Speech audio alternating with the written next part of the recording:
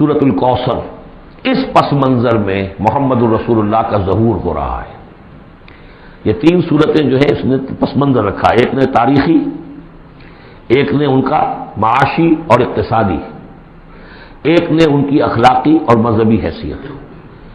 سورۃ الفیل وہ تاریخی واقعہ جو ہے، ظاہر بات ہے بہت بڑا واقعہ، اس کا بڑا چرچا ہوا ہوگا حضور کی بعثت کے ساتھ متعلق، لیکن دوسری طرف بیت اللہ اور اس کی وجہ سے قریش کو اس کے متولی ہونے کی وجہ سے جو امن حاصل تھا اور جو انہیں اللہ کی طرف سے روزی پہنچ رہی تھی، تیسرے ان کی اخلاقی پستی جس حد کو پہنچ گئی تھی، اس میں جب ظہور ہو رہا ہے محمد رسول اللہ کی نبوت کا، یہ سورۃ الکوثر، بسم اللہ الرحمن الرحیم، انا اعطیناک الکوثر فصل لربک وانحر ان شانئک ھو الابتر۔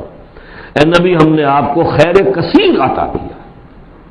اس خیر کثیر میں یوں تو یہ کہ حوض کوثر وہ بھی اسی میں شامل ہے، لیکن یہ کہ اس پر آپ کو 25-30 قول مل جائیں گے۔ قرآن سب سے بڑا خیر کثیر ہے، بہت بڑا خیر کثیر۔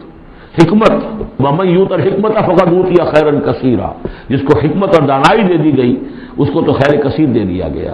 تو ہم نے آپ کو وہ سب کچھ عطا کر دیا ہے اور محتاط کے ساتھ عطا کر دیا ہے، جو انسان کی انسانیت کے لیے، اس کے لیے یوں سمجھیے کہ ترہ امتیاز بن سکتا ہے۔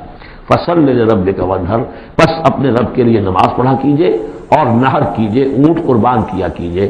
یہ گویا کہ عید الاضحیٰ کا نقشہ آ گیا۔ فصل لربک، پہلے ہم نماز پڑھتے ہیں دوگانا عید الاضحیٰ، اور پھر جا کر ہم قربانی کرتے ہیں وانحر ان شانئک ھو الابتر، یقیناً آپ کا دشمن ہی ہے کہ جو دم کٹا ہو جائے گا۔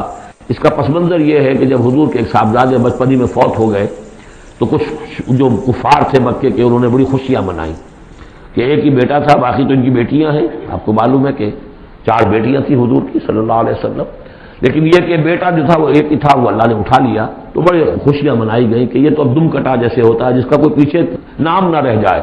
بیٹیوں سے تو نام چلتا نہیں، نام تو چلتا بیٹوں سے، تو اب ان کا تو کوئی تذکرہ ہی نہیں رہے گا، کوئی بات نہیں، جب تک یہ ہے آگے کوئی نام لینے والا نہیں۔